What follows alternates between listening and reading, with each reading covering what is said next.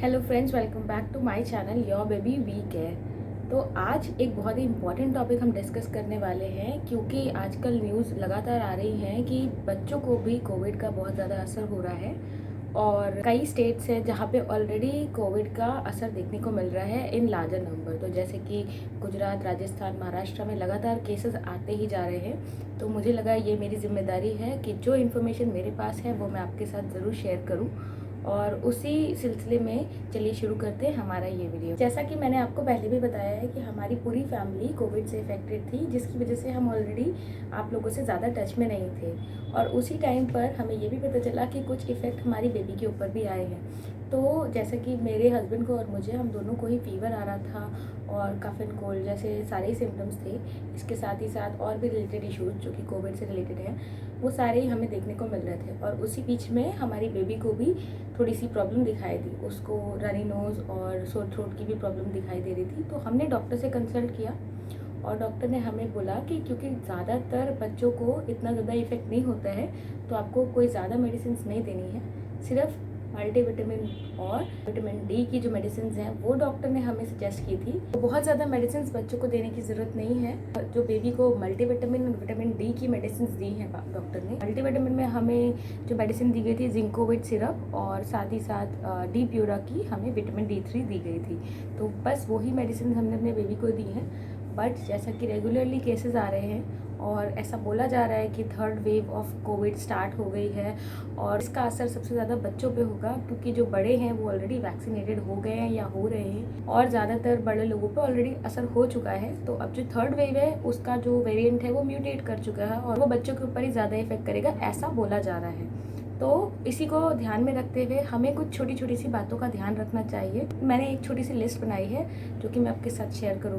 तो सबसे पहले आपको जो ध्यान देना है, क्योंकि छोटे बच्चे जो 2 साल से कम की उम्र के हैं उन्हें आप मास्क नहीं बना सकते हैं। तो इसीलिए आप ऐसी गैदरिंग्स अवॉइड करें जहाँ पे भी 5 लोग से ज़्यादा एक कन्फाइंड एरिया में इकट्ठा हो रहे हैं। तो आप उस एरिया को ज़रूर से ज़रूर अवॉइड करें। जैसे कि आजकल शादी पार्टी ऐसा कोई भी इन्विटेशन आपको मिलता है तो आप वहाँ ना जाएं और ना ही अपने बच्चे को लेके जाएं। और इसके साथ ही साथ अगर बहुत ज़्यादा ज़रूरी हो रहा है तो आजकल मार्केट में बेबीज़ के लिए फेस शील्ड्स भी अवेलेबल है, जो कि डॉक्टर सजेस्ट करते हैं कि वो बेबी के लिए बिल्कुल सेफ़ है। तो क्योंकि उसकी वजह से बेबी को सफोकेशन हैज़र्ड भी नहीं होगा, लेकिन उनकी प्रोटेक्शन हो सकती है। तो अगर आपको फेस शील्ड मिल जाती है बेबी के ऊपर, वो आप यूज़ कर सकते हैं। और अगर आपका बच्चा 2 साल से ऊपर की एज का है तो आप उसके लिए मास्क ज़रूर यूज़ करें या फिर उसके लिए फेस शील्ड ज़रूर यूज़ करें। तो जो बच्चे होते हैं उनके लिए उनके साइज़ के मास्क आते हैं, यानी कि उनके फेस के अकॉर्डिंग छोटे साइज़ के मास्क आते हैं। आप उन्हें परचेज़ करें और उन्हें अपने बच्चों को लगाएं।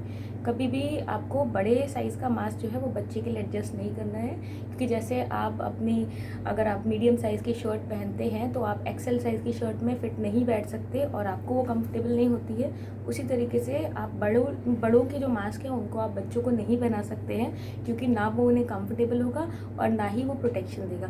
तो आपको इस बात का पूरा ध्यान देना है कि आपके जो बच्चे हैं उनके लिए जो मास्क हैं वो किड्स साइज़ के मास्क ही हों।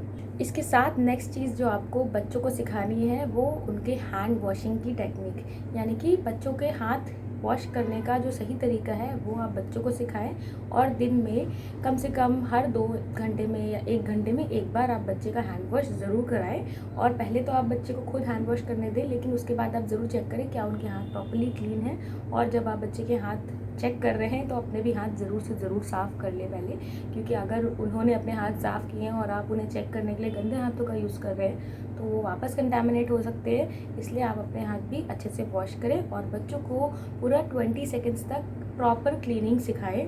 और बच्चों को ये सिखाएं कि आपको ये फ्रंट पाम, बैक पाम और साथ ही साथ ये सारी फिंगर्स और ये जो वेब वाला एरिया है ये सारा भी क्लीन करना है। और साथ ही साथ जो नेल्स और फिंगर के जो पोर्स होते हैं ये भी उन्हें अच्छे से क्लीन करना है। और साथ ही साथ ये रिस्ट का एरिया भी उन्हें क्लीन करना है। और इन सबको क्लीन करने में टोटल 20 सेकेंड्स का टाइम लगता है। और अगर हो सके तो आप बेबीज़ को कुछ छोटी छोटी राइम्स है, जो हैंड वॉशिंग राइम्स अवेलेबल है, आप चेक कर सकते हैं। नहीं तो फिर आप जैसे ABCD to Z पूरा बच्चों को बताते हैं तो वो 20 सेकेंड्स का ही काउंट होता है। तो आप बच्चों को ये एक टेक्निक सिखा सकते हैं। इसके साथ ही साथ आप दूसरी चीज़ जो कर सकते हैं वो हैप्पी बर्थडे टू यू का जो सॉन्ग है वो 3 टाइम्स अगर आप बच्चे को सिखाते हैं, बोलने को बोलते हैं, तो वो भी 30 सेकेंड्स का ही टाइम लेता है। तो ये सारी चीज़ें आप बच्चों को, इससे क्या होगा कि आपके जो बच्चे हैं वो ये सारी काम करने में इंटरेस्ट भी लेंगे, उन्हें मज़ा भी आएगी और एक क्लीनलीनेस की हैबिट भी उनमें डेवलप हो जाएगी और साथ ही साथ वो प्रोटेक्टेड भी रहेंगे।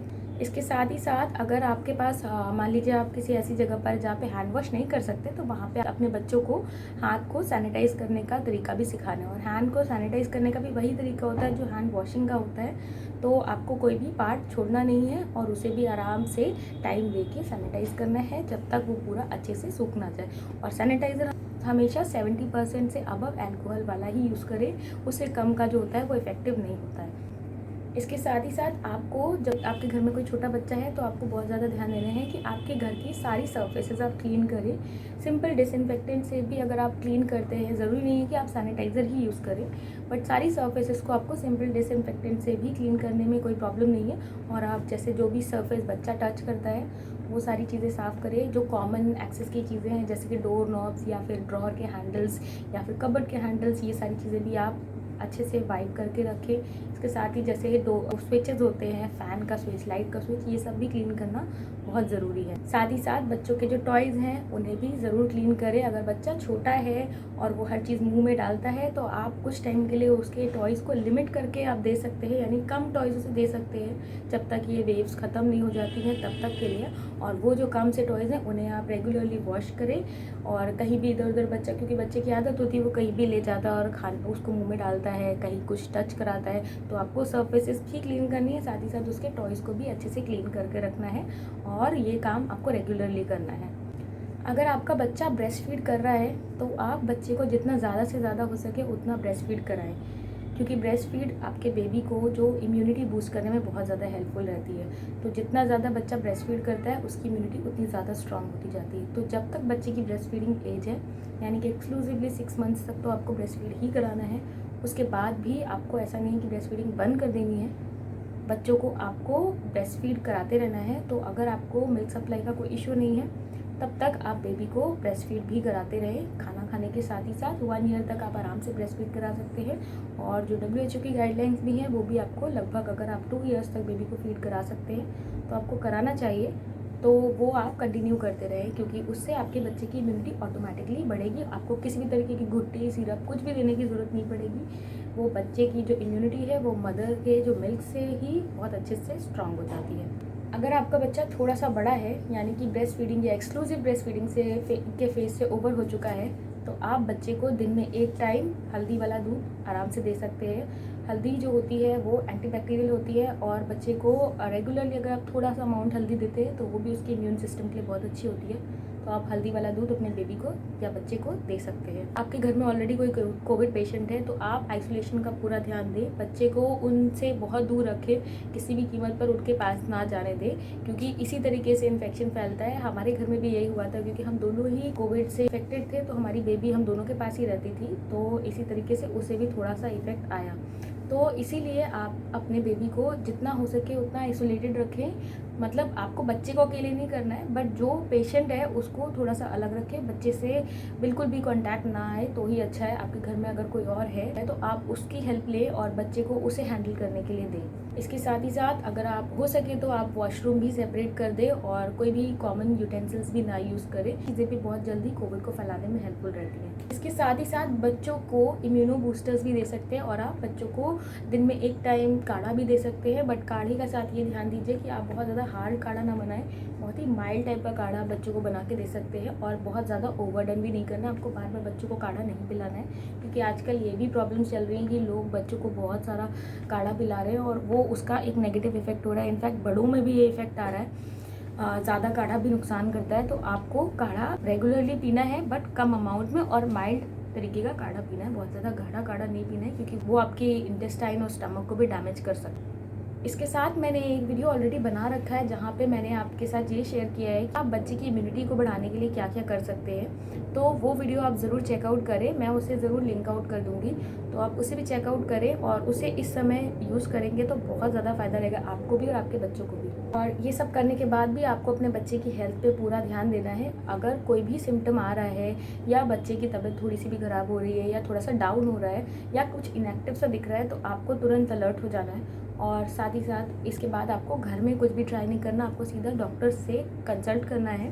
तो ये जो इन्फॉर्मेशन मैंने दी है ये यहाँ तक दी है कि हम अपने बच्चों को बचाने के लिए क्या क्या कर सकते हैं। लेकिन अब अगर आपके बच्चों को सिम्टम्स हो जाते हैं तो वो कौन से सिम्टम्स हैं जिन्हें देखकर आपको अलर्ट होना है और उसके बाद आपको क्या करना है, ये जानने के लिए मेरे नेक्स्ट वीडियो को ज़रूर देखिएगा, क्योंकि ये वीडियो ऑलरेडी काफ़ी लंबा हो गया है और इसलिए मैं इस टॉपिक पे एक दूसरा वीडियो भी ज़रूर लेके आ रही हूँ। आप उसे भी ज़रूर चेकआउट करें और वो भी आपके लिए बहुत ज़्यादा हेल्पफुल रहेगा। एक इम्पॉर्टेंट चीज़ कि आपको बच्चे को कहा जाता है कि स्टीम देना है, बट जब बच्चे को ब्रीदिंग में कोई इशू नहीं है या ऐसी कोई प्रॉब्लम नहीं है कफ एंड कोल्ड से रिलेटेड, तो आप बच्चे को अननेसेसरी स्टीम बिल्कुल मत दें, क्योंकि ज़्यादा स्टीम भी आपको भी नुकसान करेगी और आपके बच्चे को भी नुकसान करेगी।